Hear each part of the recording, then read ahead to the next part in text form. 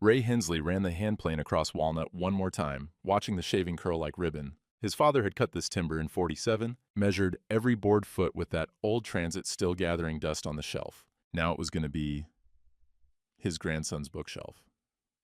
8 years old, next month. The space heater clicked and glowed orange in the January cold. Patsy Cline came through the radio, static washing between verses. Mara brought coffee. Wrong again. Weak, the way she'd been making it for months now. She stood in the doorway, phone in hand. I mentioned the cruise to Mom, she said, not looking at him. She's excited. Ray nodded, kept working the plane. The wood smelled sweet, clean. His phone buzzed on the workbench, her name on the screen. The text arrived while he was scraping ice off his truck at the Feed and Seed. The screen was too bright in the January darkness. Ray's breath made clouds in the cold. You're not joining the cruise. My mom wants just family. He read it twice. Then a third time, like the words might rearrange themselves into something that made sense. 42 years of marriage, a text message. 2 contractors were loading lumber near his truck, younger guys, Tyler and Cody, who'd done some work on the Methodist Hall last fall. Tyler glanced over, saw Ray standing there with his phone, said something to Cody. Cody smirked. Ray's hands went numb, not from the cold. He got the ice scraper working again, movements automatic, cleared the windshield in long strokes while the contractors finished loading their pickup. Their headlights swept past as they pulled out. Tyler gave a little wave, the kind you give to old men. Ray climbed into the cab, started the engine. Heat blasted from the vents but didn't touch the cold that had settled in his chest. Just family. He'd provided for Mara since 1983, bought the house in '89, paid off the mortgage in 2015, same month Emma graduated college. He'd measured half the property lines in 3 counties, settled disputes with facts instead of lawyers, built the porch where Mara used to drink her morning coffee before she switched to book club brunches and spa weekends with her mother. 42 years. The phone buzzed again. Mara. Don't be dramatic. We'll talk when I get home. Ray sat in the running truck for 20 minutes. The radio played, but he didn't hear it. Sleet started ticking against the windshield. The Feed and Seed sign buzzed and flickered in the parking lot. Finally, he put the truck in gear. Vernon's pickup was in his driveway when he got home. The old electrician sat on Ray's porch, in the cold, thermos beside him, breath-making steam in the porch light. Vernon was 68, a widower going on 3 years now. Lived in the blue house across the street, the one with the chain-link fence and the satellite dish that hadn't worked since 2019. Evening, Ray. Vernon stood, picked up the thermos. Figured you might want some coffee. Real coffee, not that weak stuff. Ray climbed the porch steps. How'd you know I'd need it? Didn't know, just had a feeling. Vernon poured into the thermos cap, handed it over. Steam rose between them. We need to talk about what I saw Tuesday. The coffee was strong enough to taste through the cold. Ray wrapped both hands around the cup. What did you see? Vernon pulled out his phone, thumbed through to photos. Your wife's car, downtown, at Kelsey and Morrison's law office. I was doing some electrical work at the building next door. Saw her BMW in their lot. Ray looked at the time-stamped image. Mara's car, clear as day, 10:47 a.m. Could be anything, Ray said. Estate planning, maybe, normal stuff. Vernon swiped to the next photo. Same car, different Tuesday. 10:52 a.m. Then another. 3 weeks of Tuesdays, same time, same place. Kelsey and Morrison handled my divorce, Vernon said quietly. Back when Linda got it in her head to leave, before the cancer came back and she changed her mind. He put the phone away. I'm not saying that's what this is, but that's the firm you go to when you're splitting things up. Ray drank the coffee. It was exactly right. The way he'd mentioned he liked it once, maybe 2 years ago, and Vernon had remembered. Mara had been making his coffee for 42 years and still got it wrong. Appreciate the heads up, Ray said. I'm right across the street if you need anything. Vernon took his thermos back, left the cap for Ray to keep. Day or night, you hear me? I hear you. On Vernon's truck rumbled to life. Ray stood on the porch watching the taillights disappear, then turned to look at his own house. Lights on in the kitchen, Mara's car in the garage. He couldn't go in yet. He sat on the porch in his work coat, drinking Vernon's coffee from the thermos cap, while the sleet turned to snow and the porch boards creaked under his weight. The house his father had helped him build in 1989. The porch where he'd taught Emma to ride a bike. The driveway where Mara used to wait for him after long days in the field, back when she still smiled at the sight of his truck. When did that stop? The coffee went cold in his hands. The snow kept falling. Inside, through the kitchen window, he could see Mara on her phone, laughing at something, her back to the window, to him, to the porch where he sat freezing. Ray finished the cold coffee and went inside. The next evening, Mara asked him to sit down at the kitchen table. She'd opened a bottle of wine, cheap Chardonnay, the kind that came in a screw top, poured herself a glass and sat across from him. The overhead light was harsh on her face, showed lines he hadn't noticed before. "About the cruise," she said. Ray waited. "Mom's just old-fashioned. You know how she is." Mara reached across the table, touched his hand. Her fingers were cool and dry. "She wants some girl time. Mother-daughter bonding, that's all it is." First time she'd touched him in weeks, maybe months. "I thought we could take a trip ourselves," she continued. "In the spring, just the two of us, somewhere warm. Maybe that bed and breakfast in Gatlinburg you always talked about." Ray looked at her hand on his, wanted desperately to believe her. "We should also talk about your father's land," Mara said. Her tone shifted, casual, like she was mentioning the weather. "Those 160 acres. Emma's going to need help with college funds for Caleb eventually. We could look into development options. Subdivide, maybe. Make it work for the family." "Dad left that land to me," Ray said. "I know, but it's just sitting there." She squeezed his hand. "We could make it something, for the kids." Her phone buzzed on the table. She glanced at it, and something changed in her face. The warmth drained out. "I need to call Mom," she said, standing. The hand pulled away. "She's probably wondering about the cruise deposit." Mara left the kitchen. Ray heard her voice through the bedroom door, but couldn't make out the words. The tone, though, that came through clear enough. Cold, businesslike. Nothing like the soft warmth she'd just used with him. He sat at the kitchen table alone. The wine glass she'd left behind had a lipstick print on the rim. The wall clock ticked. The refrigerator hummed. Ray went to bed at 11. Mara was still on the phone. He woke at 3 a.m. to an empty bed. Mara's side was cold, like she'd been gone a while. He found his bathrobe, went to check the house. She was asleep on this couch in the living room, phone charging on the coffee table, the blue light washing over her face. Ray went to check the mail, insomnia habit from 40 years of early mornings. Pulled on boots, stepped onto the porch. Snow was falling, soft and steady, haloing the porch light. The mailbox at the end of the drive was already drifted over. A manila envelope sat wedged in the box. Thick. No return address, no postage either. Someone had hand-delivered it. Ray stood in the snow in his bathrobe and boots, holding the envelope. Heavy. Official feeling.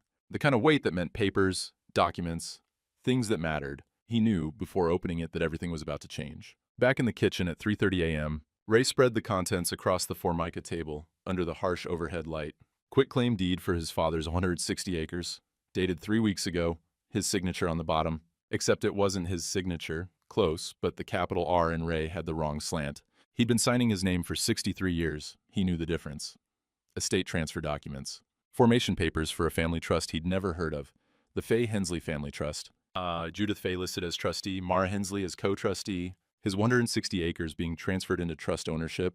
He pulled out his old tax returns from the file cabinet. Compared signatures. His real signature had a slight hook on the Y. The forged one didn't. Cruise booking confirmation. Caribbean Dream Voyage, March 15, 22. 3 passengers listed. Mara Hensley, Judith Fay, Emma Hensley. Emma, his daughter's name where his should have been. Ray's hands started shaking. He set down the papers, gripped the table edge. The coffee pot from yesterday sat cold on the counter. The kitchen smelled like dish soap and old coffee grounds, and Mara's perfume. That heavy floral stuff she'd started wearing when she joined her mother's church group. He'd measured that land with his father when he was 16 years old, learned to use the transit, set the stakes, record the angles. His father was a hard man, didn't give praise easy, but when Ray got his surveying license at 23, the old man had nodded once and said, "You'll do right by it." The land was the only inheritance that mattered. Not money, not the house, just those 160 acres of creek bottom and timber that his father had trusted him to protect, and someone had forged his name to steal it. Ray sat at the kitchen table as the sky started to lighten outside. 4 a.m. became 5, 5 became 6. The paper stayed spread in front of him like evidence at a crime scene. Headlights swept the driveway. He looked out the window. Oregon plates. Emma's Subaru, the one she'd bought after the divorce. She was crying before she even got out of the car. Caleb was asleep in the back seat, bundled in a winter coat too big for him. Emma saw Ray through the kitchen window, mouthed something, looked terrified.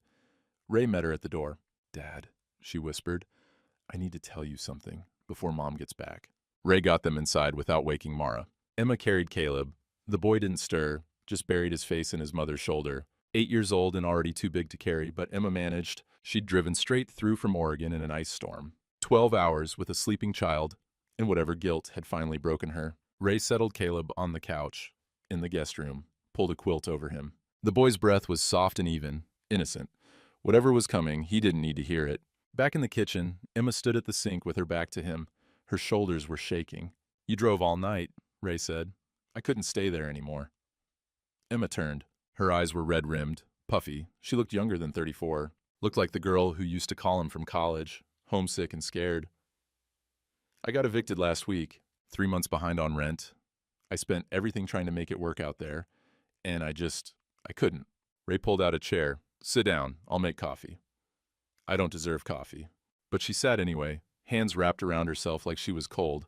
I don't deserve anything from you. Ray filled the pot with water, measured out grounds.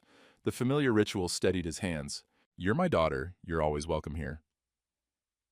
Even after what I did? He turned to look at her. What did you do, Emma? She stared at the table, at the papers still spread across it. The quitclaim deed, the trust documents, the cruise booking. Her eyes went wide. Oh God, you already know. I know someone forged my name. Ray sat down across from her. I know your grandmother's name is all over these trust papers, and I know you're listed on that cruise where I should be. Emma's face crumbled. Grandma said you'd agreed to it.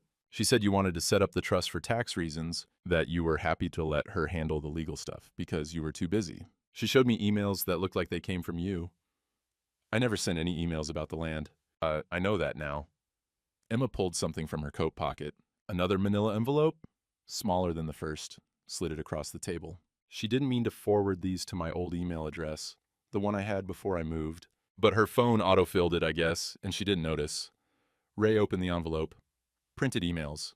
The first one was from Judith to Mara, dated 6 weeks ago. The surveyor will have the deed ready Tuesday. I'll meet you at Kelsey and Morrison's at 10:30. Bring the signature samples? M. Says his hand is close enough to Ray's that it'll pass. Just need to keep Raymond distracted until after the filing. The next email was Mara's response. He suspects nothing. I'll keep him focused on the cruise excuse. Once the trust is filed and Emma is on board with us, he'll have no leverage. Even if he finds out, what's he gonna do? Alienate his daughter and grandchild? He's too soft for that. Ray read them twice. The words didn't change. There's more, Emma whispered. The third email was Judith to Emma. Deposit confirmed. Your cabin on the cruise is the family suite, starboard side. The $50,000 will transfer to your account once the land sale is finalized. Consider it your inheritance advance. Your mother and I are protecting the family assets from your father's mismanagement. He would have let that land rot. We're making it work for you and Caleb. Ray set the papers down carefully. His hands wanted to shake again, but he wouldn't let them. You took $50,000, he said. She said it was already mine, that you'd agreed. Emma's voice broke. I was 3 months behind on rent, Dad. Caleb needed new glasses. I'd lost my teaching position because the college cut adjuncts, and I couldn't find work that paid enough. She made it sound like you were being generous. Like this was the family, taking care of each other. When did you figure out it wasn't? 2 days ago, Emma wiped her eyes. I got another email from her by mistake. She was coordinating with the lawyer about how to handle your inevitable resistance after the cruise. Talking about getting a medical evaluation to prove you were experiencing cognitive decline, making you look incompetent so the trust transfer would stand up in court. Ray stood, walked to the window. Dawn was breaking, gray light through falling snow. His truck sat in the driveway, frost on the windshield. Vernon's house across the street had lights on in the kitchen. The old electrician was an early riser, same as Ray. How much did you spend? All of it. Rent, back bills, Caleb's dental work. I thought I was set for 6 months. Thought I could breathe. Emma's voice was barely audible. I didn't know they forged your signature. I swear to God, Dad, I thought you'd agreed. But you knew I wasn't on the cruise. Silence. You knew they were calling it Just Family, and I wasn't included. Grandma said you got seasick, that you'd told Mom to go ahead without you. Emma stood, came to stand beside him at the window. I wanted to believe it. I needed to believe it because I'd already spent the money, and if it wasn't true, then I was part of stealing from you. You are part of it, Ray said quietly. I know. They stood together watching the snowfall. Vernon's porch light came on. The old man stepped out to scatter salt on his steps, saw Ray's kitchen light, raised a hand in greeting. Ray raised his hand back. Mom doesn't know I'm here, Emma said. She thinks I'm still in Oregon, and she's asleep on the couch. I saw her car. That's why I was crying when I pulled up. I thought maybe I was too late, that you'd already confronted her, and it was over. Emma turned to face him. Dad, I know I don't deserve to ask this, but... Mara's voice came from the doorway. What the hell is going on? She stood in her bathrobe, hair wild from sleep, eyes darting between Ray and Emma and the papers on the table. Emma, Mara said, her voice tight, What are you doing here? Emma's hand found Ray's arm, held on. I'm choosing a side, she said. Finally. Mara's eyes went to the papers on the table, the emails, the forged deed. Her face went careful, neutral, the look she got when calculating her next move. You went through my emails, she said to Emma. Grandma sent them to me by accident. Those are private communications. Mara's voice was ice. Between me and my mother. You had no right. Someone forged my signature, Ray said. Mara turned to him, didn't deny it, didn't apologize. Just looked at him like he was a problem to be managed. We need to talk about your father's land, she said. We're past talking. No, we're not. Mara walked to the counter, picked up her phone. I'm calling my mother. You need to hear this from both of us. Ray laid his hand on the table, over the forged deed. I need to hear it from you. You'll get it from us both. She was already dialing. Mom, it's me. You need to come over, now. Yes, he knows. Emma's here. She brought the emails. I don't know, just get over here. She ended the call, set the phone down, looked at Ray with something like pity. Your father's land was wasted on you, she said. You'd have let it sit for another 40 years, done nothing with it. The kids need college funds. Mom has connections, legal expertise. This was the smart move. By forging my name? By handling the paperwork ourselves. Mara crossed her arms. If you'd just trusted us, this would have been easier. But you're stubborn. You'd have fought us on principle, held up everything for years while lawyers got rich. Ray stared at his wife of 42 years, the woman he'd built a house for, raised a daughter with, grown old beside. When did I stop being family? He asked. Mara looked away. Don't be dramatic. The cruise booking says just family. You, your mother, our daughter, not me. It was a mother-daughter trip. You forged legal documents to steal my father's land. We didn't steal anything. Mara's voice rose. It's family property. We're keeping it in the family, making it work for Emma and Caleb, instead of letting you leave it to rot out of some sentimental attachment to a dead man who never even told you he loved you. The words landed like a punch. Emma made a small sound. Mom. It's true, Mara said. Your grandfather was cold as stone, never hugged you, never said he was proud, just left you a piece of land and expected you to treat it like a shrine. Well, it's not a shrine.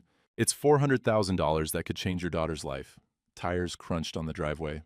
Judith's Cadillac, custom plates reading Blessed One, pulled in beside Emma's Subaru. Here we go, Mara said.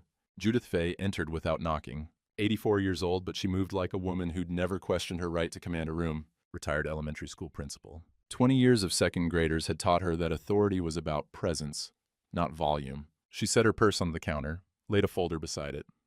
Raymond, she said, not a greeting, just acknowledgement. Mrs. Fay. I see Emma decided to betray her own family.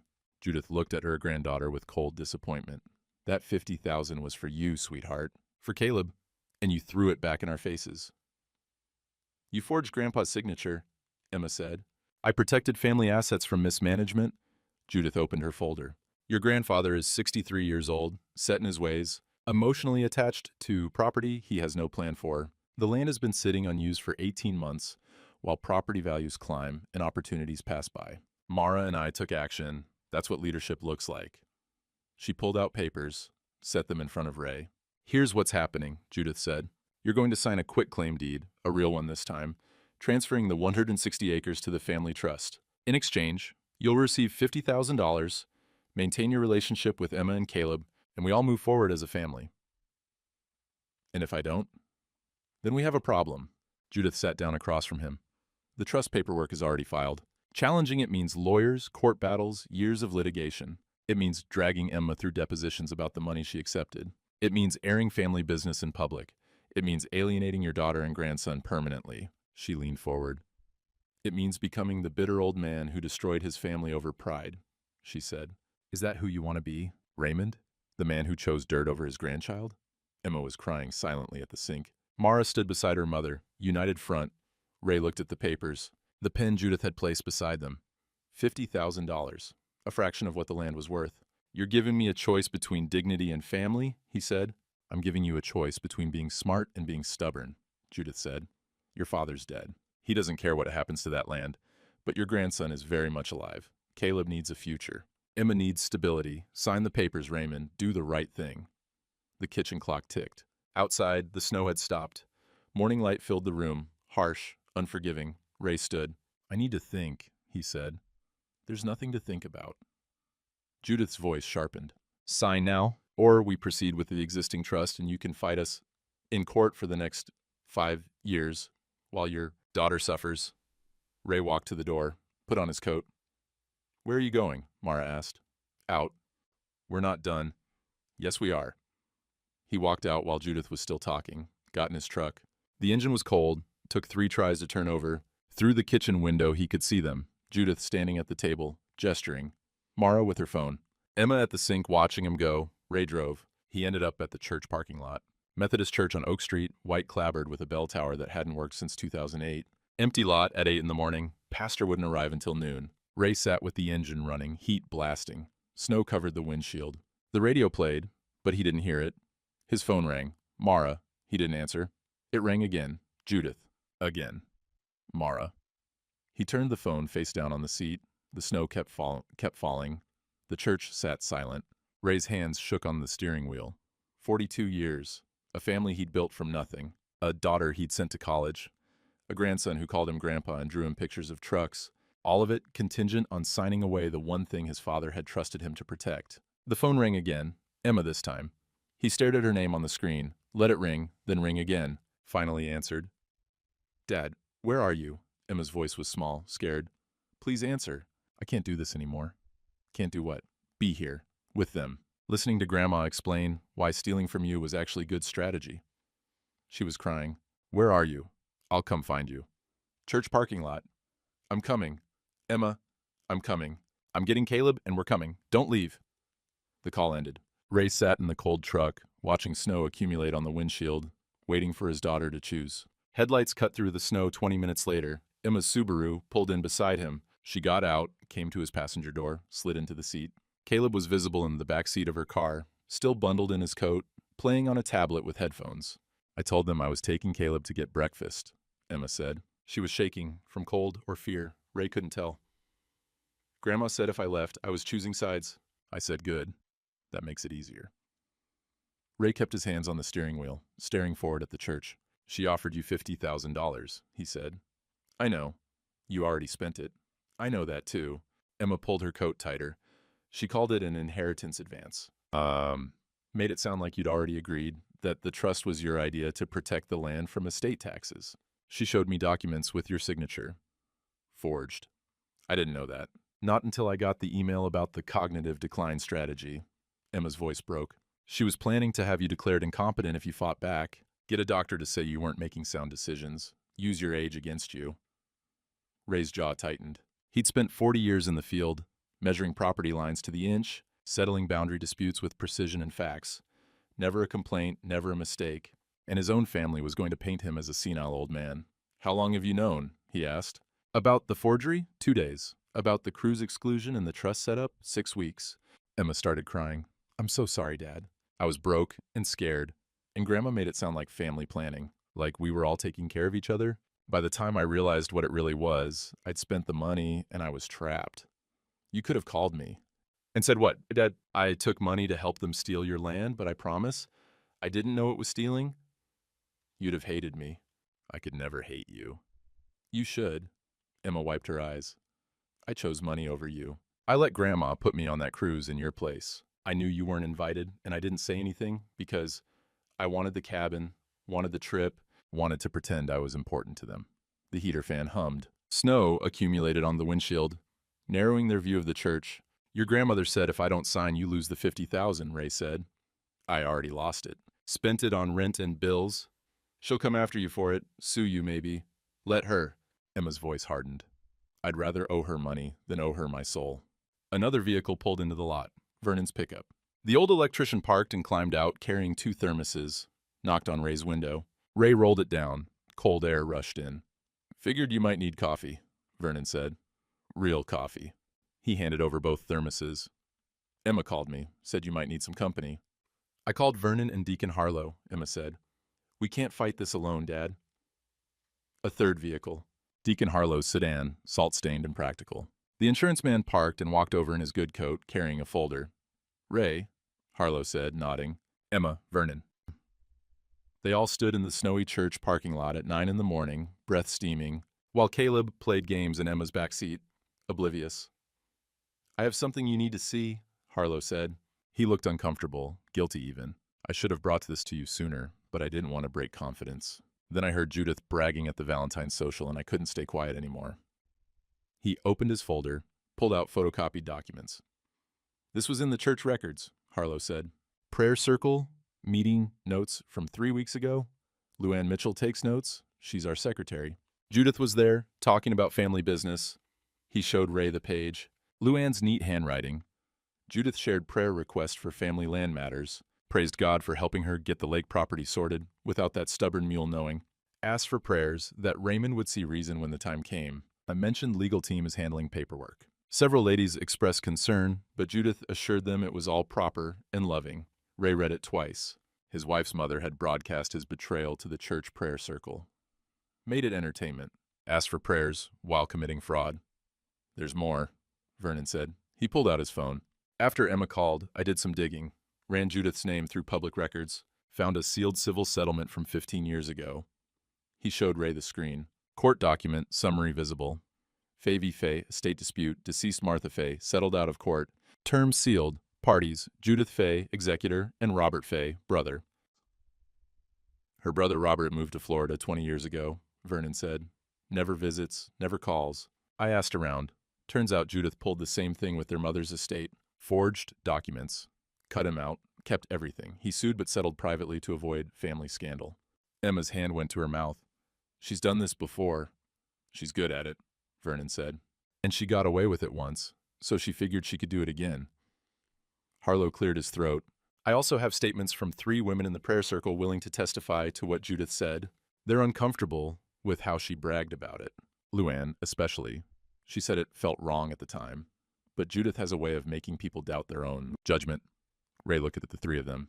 Emma, tears on her face. Vernon, solid and steady with his coffee thermoses. Harlow, guilty but determined. Why are you helping me? Ray asked. Because it's right, Harlow said simply. Because I watched my wife betray me, and I did nothing, Vernon said. I'm not watching it happen to you. Because I'm your daughter, Emma said, and I should have chosen you from the start. The snow fell harder.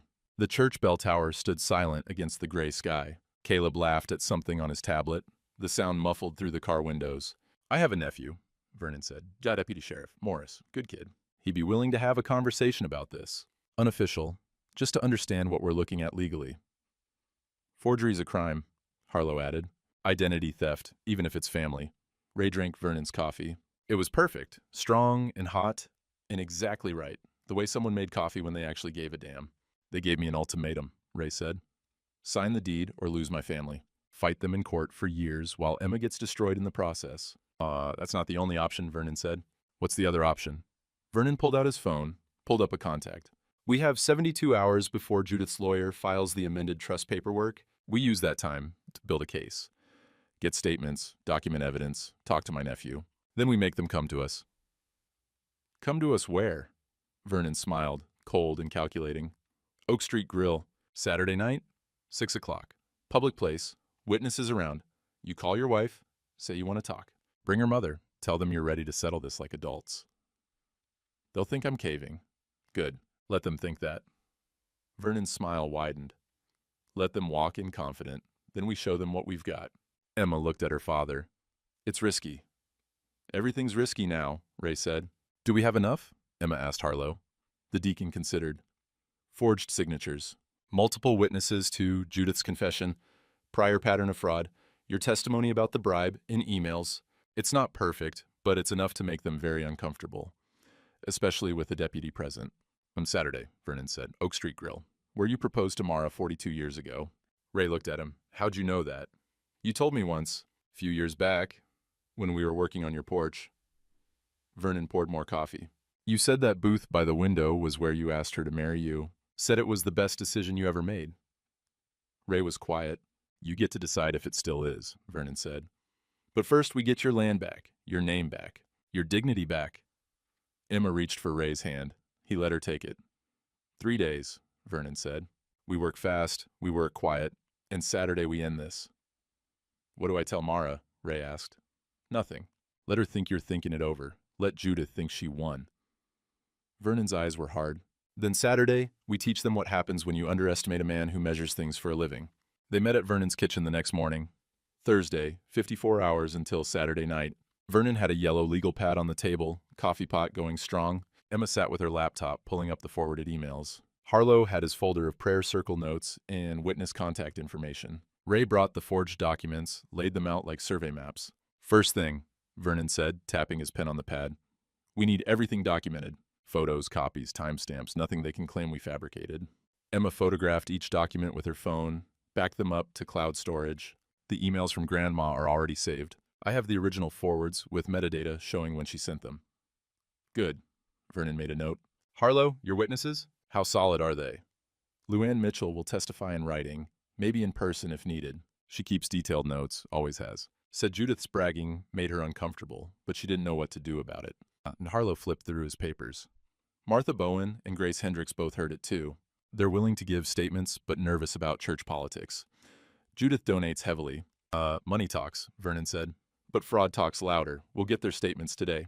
Written, signed, dated. Ray studied the forged deed. His fake signature stared back at him, close enough to fool a casual observer, but not a man who'd signed his name on survey documents for 40 years. We need a handwriting expert, he said. Already called one.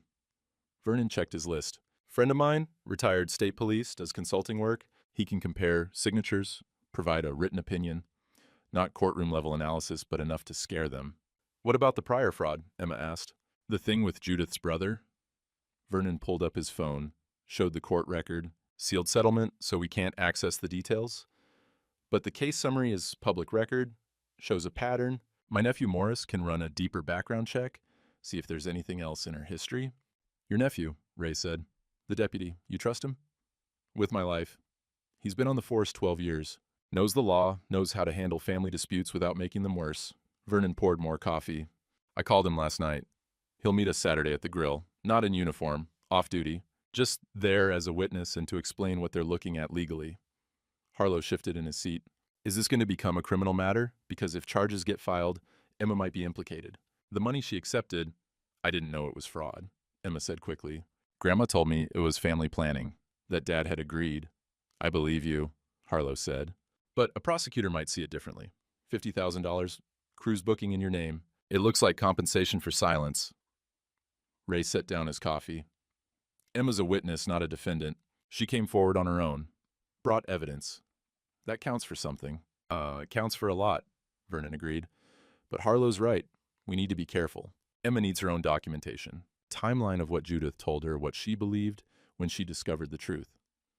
Emma started typing. I can write it all out. Dates, emails, conversations, everything. Good. Vernon made another note. Now the land itself. Ray, you said your father measured it in 47? He did. Iron boundary stakes, set in concrete. I helped him check them when I was 16, learned surveying on that property. Those stakes still there? Ray nodded. Should be.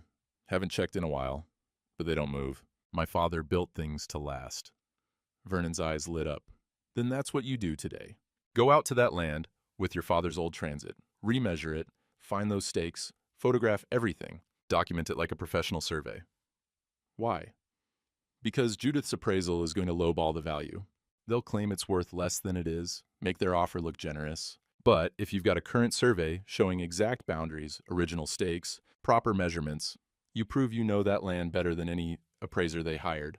Vernon leaned forward. You prove you're competent, sharp, the opposite of what they're trying to claim. Ray stood. My father's transit is in the garage. Then go use it. Take photos, make notes, do what you do best. Vernon smiled. Measure what matters. The February cold cut through Ray's work coat as he set up the transit in the middle of his father's 160 acres. The land hadn't changed much. Creek bottom and timber, bare trees against gray sky. Snow patched the ground in shadows. The old transit still worked. Ray had cleaned and oiled it last night, hands remembering the motions from 40 years ago. Brass fittings, precision optics solid as the day his father bought it in 1965. He pulled out the original field notes from 1947, his father's handwriting. Tight and careful, angles and distances recorded in neat columns. Ray set up on the same point his father had used, oriented to the same benchmark. Then he started measuring. North boundary, 1,320 feet, bearing N89-45E, exactly what his father had recorded. Ray found the iron stake at the corner. 4 feet of rebar driven through a concrete collar, 1947 stamped into the metal, still solid. He photographed it, measured from multiple angles, recorded everything in his own notebook. East boundary, south boundary, west boundary, every stake where it should be. Every measurement matching his father's notes within inches. The small variations just natural, settling over 78 years. The work settled as mine. This he understood. Angles and distances, facts and precision, no manipulation, no forged signatures, no impossible choices, just land and mathematics, and the satisfaction of finding his father's stakes still true. Vernon appeared around noon, carrying a thermos and sandwiches. "How's it look?" he asked. "Perfect. Every stake where it should be. Every measurement matching the original survey." Ray accepted the coffee. "This land is worth more than 400,000.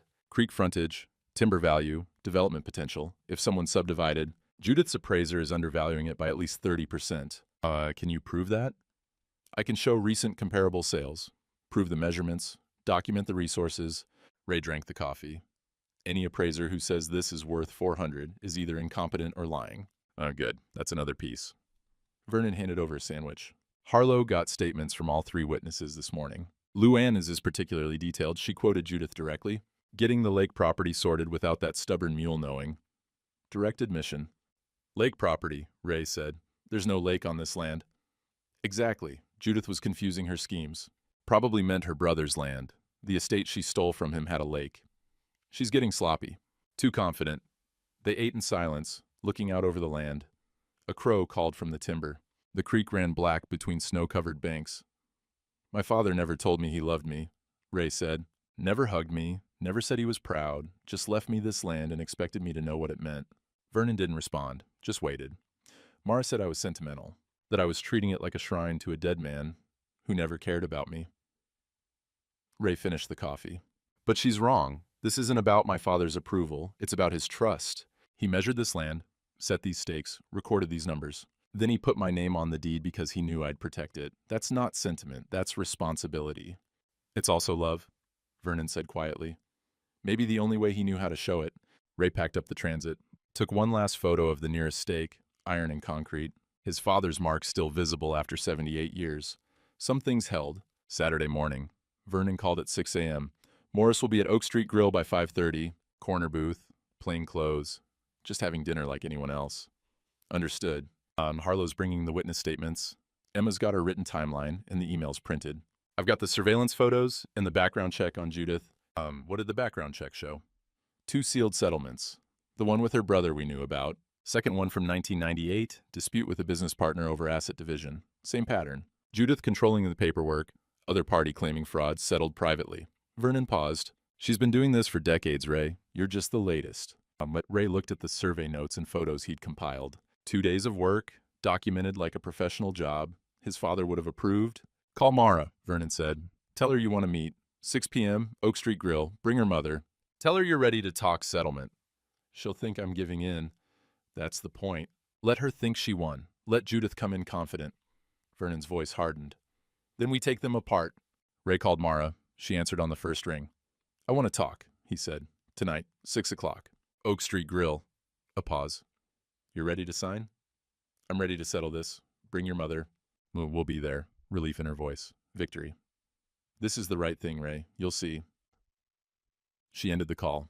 Ray sat in his kitchen, watching the morning light fill the windows. Across the street, Vernon's porch light came on. The old electrician stepped out, raised his coffee mug in salute. Ray raised his own cup in return. 6 hours until Oak Street. 6 hours until he made them understand what happened when you underestimated a man who measured things for a living. Oak Street Grill still had the same vinyl booths from 1983. Ray remembered the burgundy color, the way it stuck to your legs in summer. He'd proposed to Mara in the booth by the window, nervous and 21, with a ring he'd saved 8 months to buy, 42 years ago. Now he sat in that same booth at 5:30 on a Saturday evening, waiting to end what he'd started there. Vernon sat across from him, coffee cup steady in his hands. Emma was beside Ray, laptop bag at her feet, face pale but determined. The dinner crowd was starting to filter in, families, couples, the usual Saturday night mix. Luann Mitchell sat 3 booths away with her husband, pretending to read the menu. Martha Bowen was at the counter with coffee. Witnesses, in case things went bad. At the corner booth, a man in jeans and a flannel shirt sat reading the newspaper. Mid-40s, built solid, short hair, Deputy Morris, Vernon's nephew, off-duty, but the way he sat, alert, watching, marked him as law enforcement to anyone who knew what to look for. Deacon Harlow arrived at 5:40, took a seat at a two-top near the window, ordered pie and coffee like he had nowhere else to be. "They'll be here at 6, Emma said, checking her phone. "Mom just texted. Said they're running a few minutes early." "Let them wait in the parking lot," Vernon said. "We're not jumping when they snap their fingers." Ray looked at the folder on the table between them. Everything they'd gathered in 72 hours. Forged documents with handwriting analysis, witness statements, surveillance photos, Emma's timeline, the prior fraud settlements, survey notes, and photos from the land. 48 pages that told the story of a systematic betrayal. His phone buzzed. "Mara, we're here, coming in." "Here we go," Vernon said. The door opened. Judith first, scanning the room like she owned it, spotting Ray, her eyes narrowing when she saw Vernon and Emma. Then Mara behind her, carrying her purse and a folder that probably had settlement papers ready for Ray to sign. They crossed the restaurant. Every head turned to watch. Small town, everyone knew everyone, and news of Ray's trouble had spread the way news always did. Judith stopped at the booth, looked at Vernon, then at Emma. "What's this, Raymond?" Her voice was cold. "An ambush?" "A conversation," Ray said. "Like you wanted. Sit down." They slid into the opposite side of the booth. Judith's eyes swept the restaurant again, catching sight of Deputy Morris in the corner, Harlow by the window. Luann and Martha scattered through the dining room. Her face went still. "You brought witnesses," she said. "I brought friends," Ray replied. "They're just here for dinner." Mara set her folder on the table. "We can make this quick. Sign the deed, accept the settlement, and we all move forward." Or, Vernon said, "you can look at what we've got first." He opened their folder, pulled out the first document, side-by-side comparison of Ray's real signature and the forged one. The differences circled in red. "This is the quitclaim deed you filed," Vernon said. "That's not Ray's signature. Capital R has the wrong slant. The Y hook is missing. We had a handwriting analyst look at it, retired state police. His written opinion is that this signature is a forgery." He laid the analysis report on the table. Judith didn't look at it. "Handwriting varies. That doesn't prove—" Vernon put down the next document. "Emails between you and Mara, planning the forgery, discussing how to keep Ray distracted, mentioning someone named M, whose handwriting was close enough to pass." Mara's face went pale. "Those are private communications," Judith said. "Illegally obtained." "Forwarded to Emma by accident," Vernon interrupted, "from your own email. That makes them her property." Emma pulled out her laptop, turned it to show the screen. "Complete email chain, time-stamped, with your address in the Cinderfield, Grandma. You sent them to my old Oregon email when you meant to send them to Mom." Judith's jaw tightened. Vernon laid out the next item. "Witness statement from Luann Mitchell, church secretary, prayer circle meeting from 3 weeks ago. You bragged about getting the lake property sorted without that stubborn mule knowing." Direct quote. Signed and dated. Luann raised her coffee cup from 3 booths away. A small wave. "We've got 2 more statements from that meeting," Vernon continued. "Grace Hendricks and Martha Bowen, all saying the same thing. You admitted to the scheme in front of a dozen witnesses." Martha Bowen smiled from the counter. Judith's hands were shaking now, just slightly, but Ray saw it. "Then there's your history," Vernon said. He pulled out the court records. "Sealed settlement with your brother Robert in 2000. Estate dispute over your mother's property. Pattern of alleged fraud settled privately. Another sealed settlement in 1998. Business partner claiming you forged documents for asset division." Judith's face went white. "Those are sealed. You can't—" "The settlement details are sealed. The case summaries are public record." Vernon tapped the documents. "Shows a pattern. You've done this before. Multiple times." He pulled out the surveillance photos. "Here's Mara's car at Kelsey and Morrison's office. 3 consecutive Tuesdays, time-stamped. The same firm that handles estate fraud cases." Mara stared at the photos. "You followed me?" "I was working next door," Vernon said. "Saw your car. Got curious." Ray finally spoke.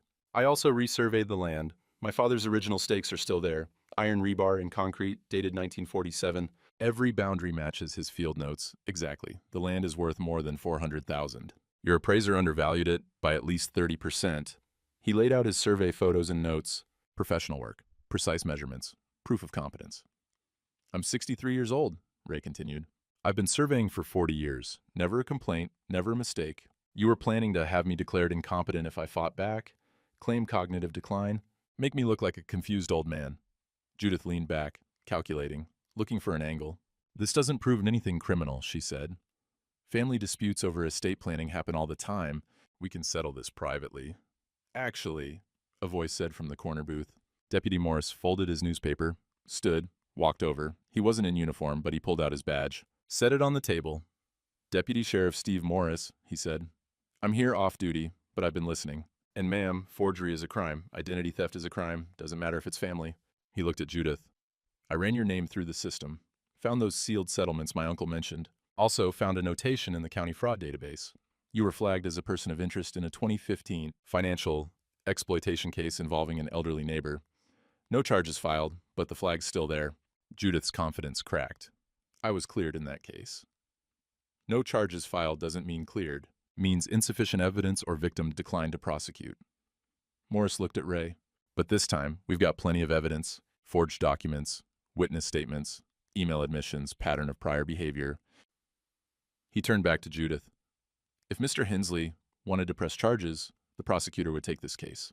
Forgery in the first degree is a felony in this state. Identity theft is a felony. You're looking at serious consequences. The restaurant had gone quiet. Everyone watching now, not even pretending otherwise. Judith sat frozen. Mara stared at the table. Ray leaned forward. When did I stop being worth the truth? He asked his wife. Mara didn't answer, didn't look up. 42 years, Ray said. I asked you one question. When did I stop being worth the truth? Silence. The answer was in the silence. The silence stretched. Other diners had stopped pretending not to watch. Forks rested on plates. Conversations died. Even the kitchen sounds seemed muted. Mara finally looked up, not at Ray, at her mother. Mom, she said, voice small, uncertain. What do we do? Judith's face hardened. The shock gave way to something colder. She'd been caught before, Ray realized. Those sealed settlements. She knew how this worked. We get a lawyer, Judith said. This is harassment. Entrapment. We're leaving. She started to slide out of the booth. Ma'am, Deputy Morris said, not loud, just firm. You're free to go. But I need to inform you that I'll be filing a report with the county prosecutor Monday morning. Forgery, identity theft, fraud, they'll decide whether to pursue charges. Judith stopped. You're not arresting me? Not tonight, but this isn't going away. Morris looked at the evidence spread across the table. The prosecutor's office takes elder fraud seriously. And with your prior history, those sealed settlements, they'll take a hard look at this. I'm 84 years old, Judith said. First-time offense on record. Any decent lawyer will. Those priors aren't on your criminal record, but they're admissible to show pattern and intent, Morris said. Your lawyer will tell you the same thing. You're looking at a misdemeanor, if you're lucky, felony if they decide to push it. Either way, there'll be restitution. He tapped the forged deed. The land goes back to Ray's sole ownership. That's non-negotiable. The trust is void, built on fraud, can't stand. You'll be lucky if they don't seize your assets to cover legal costs. Judith's hands were shaking openly now. The Grande Dame routine had crumbled. She looked old, scared. I was protecting family assets, she said, but her voice wavered. My daughter's future. My great-grandson. You were stealing, Ray said. Quiet, final. Judith's eyes snapped to him. I gave Mara a life, raised her right, taught her to be smart, to take opportunities. You were going to let that land rot like your father let his whole life rot. Cold, distant, never showed you love, never gave you anything but dirt. He gave me trust, Ray said. That's more than you ever gave anyone. Judith stood, grabbed her purse. This isn't over. We'll fight this. You'll spend everything you have on lawyers and still... Sit down, Judith. Everyone turned. Mara was standing now, facing her mother, her voice steady for the first time all night. Sit down, Mara repeated. You're making it worse. I'm protecting you. You're protecting yourself. Mara's face was pale, but set. You've been protecting yourself my whole life, making me believe that being smart meant being ruthless, that family meant control, that love was the same thing as ownership. Mara, I watched you destroy your relationship with Uncle Robert. Watched him move to Florida and never speak to you again. I knew why, even if you never admitted it. Mara looked at Ray. And I let you do the same thing to my husband because it was easier than standing up to you. Judith's mouth opened, closed. I'm 61 years old, Mara said, and I'm still afraid of disappointing you, still desperate for your approval. I let you talk me into forging my husband's signature because I was more scared of you being angry than I was ashamed of what we were doing. She sat back down, not on Judith's side, on the edge of the booth, equidistant from everyone. I don't love him anymore, Mara said, looking at Ray now. I haven't for years, maybe a decade. We grew apart, wanted different things. I resented him for being steady when I wanted exciting, for being content when I wanted more. But he didn't deserve this. Ray's chest ached. The truth was worse than the betrayal somehow. I'll sign whatever needs to be signed, Mara continued. The land goes back to Ray. The trust is dissolved. Emma keeps whatever's left of the money Judith gave her. She's the only one who didn't know what this really was. Mom, Emma started. You came back, Mara said to her daughter. You chose your father. That took more courage than I've shown in 20 years. She pulled papers from her folder. Not settlement papers, something else. I already talked to a lawyer, Mara said. Filed for divorce yesterday? You'll get the papers by FedEx next week. She looked at Ray. The house is paid off. Keep it or sell it. I don't care. I'm moving to Phoenix with my mother. She'll need someone when the legal trouble starts. Mara, Judith's voice broke. You're still my mother, Mara said.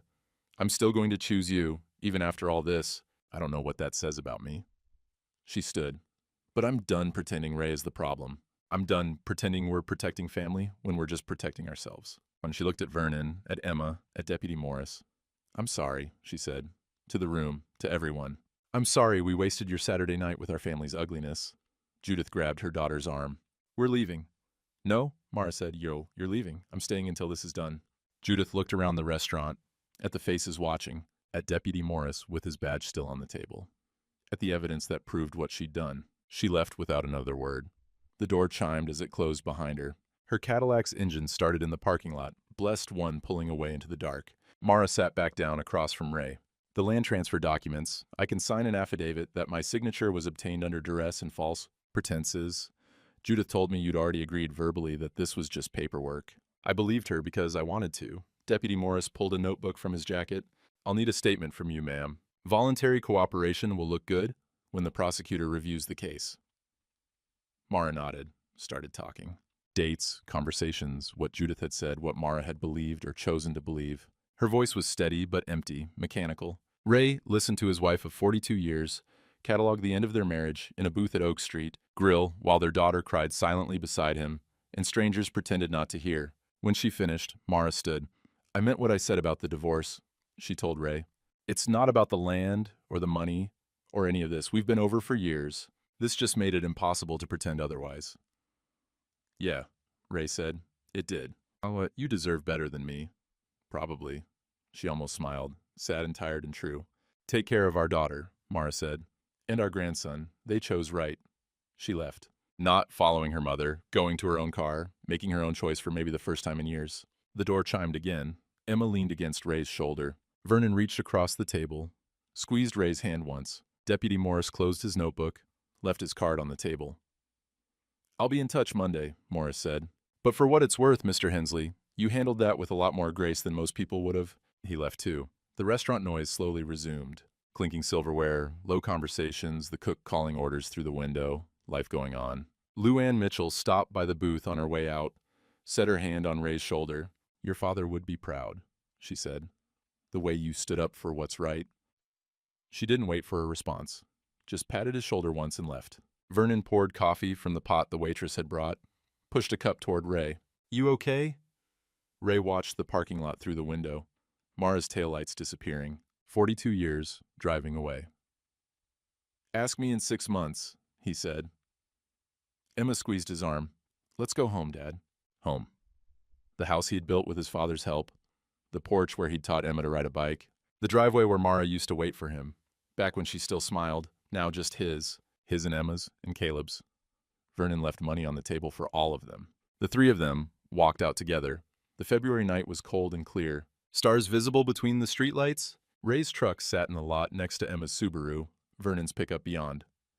Tomorrow's Sunday, Vernon said. I'll bring coffee around 8. We can start figuring out the legal stuff. I'd appreciate that. While Vernon drove away. Emma got Caleb from her car. The boy had slept through everything, curled up in the back seat with his tablet. Ray drove home with his daughter following behind, grandson asleep and unaware, land secure and life shattered.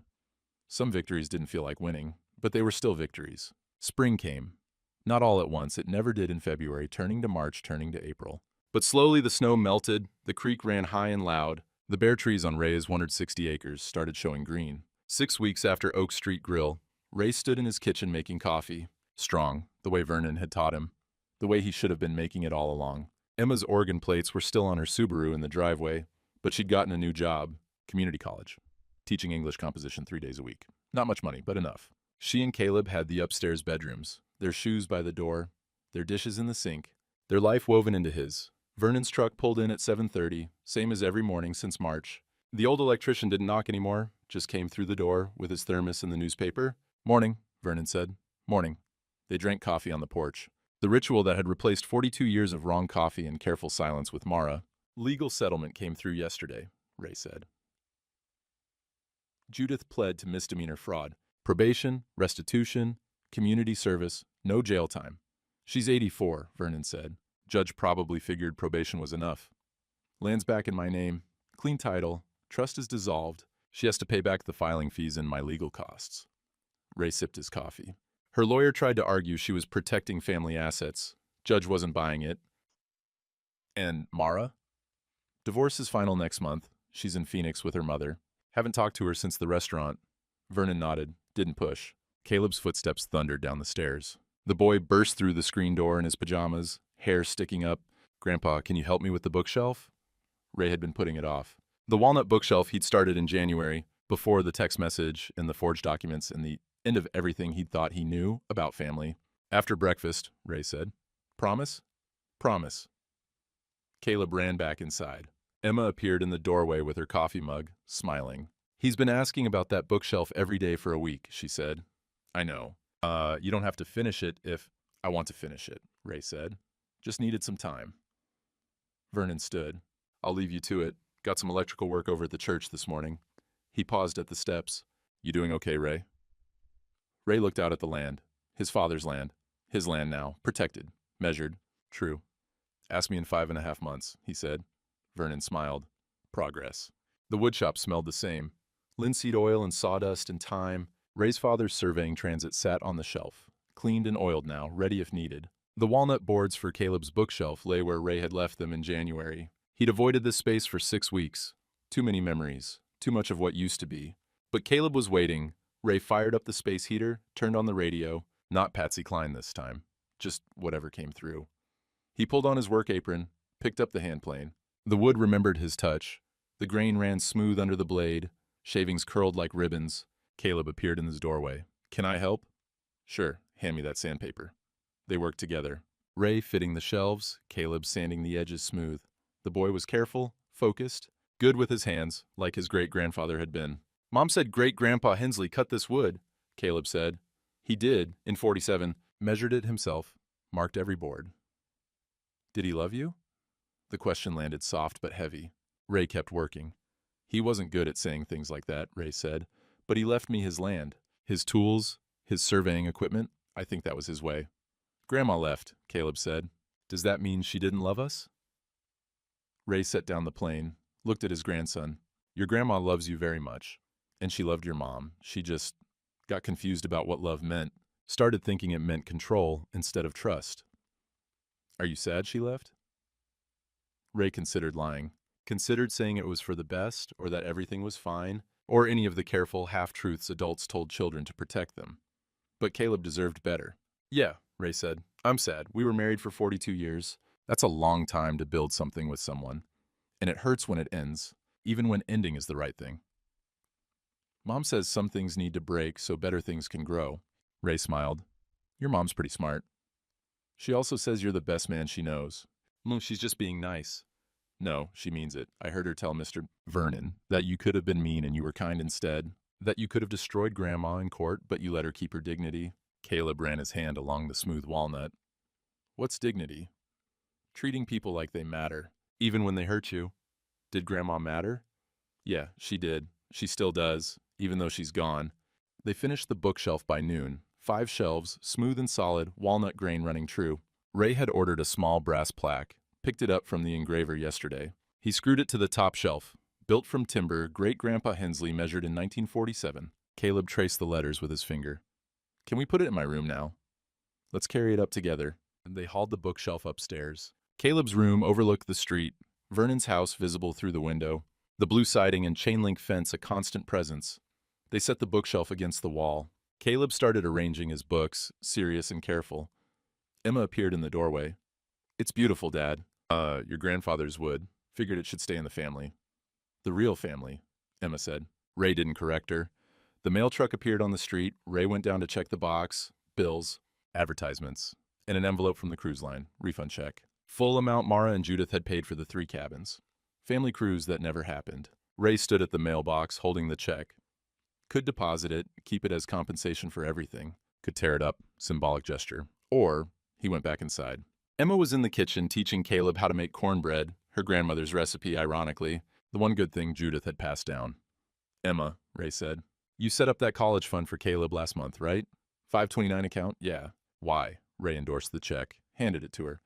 Deposit this. Your grandmother wanted family money. This is family money now. Emma looked at the amount. Dad, it's Caleb's future.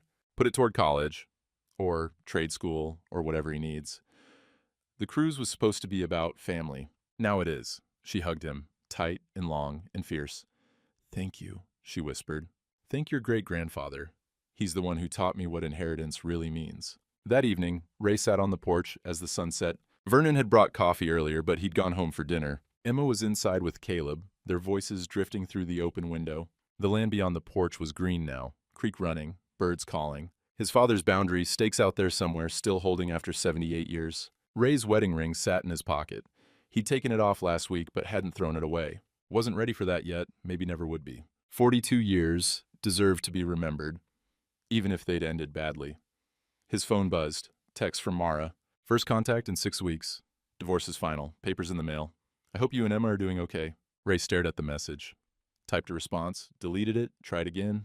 We're okay. Hope you are too. Simple. True. Enough. He put the phone away. Across the street, Vernon's porch light came on. The old man stepped out, waved. Ray waved back. Inside, Caleb laughed at something Emma said.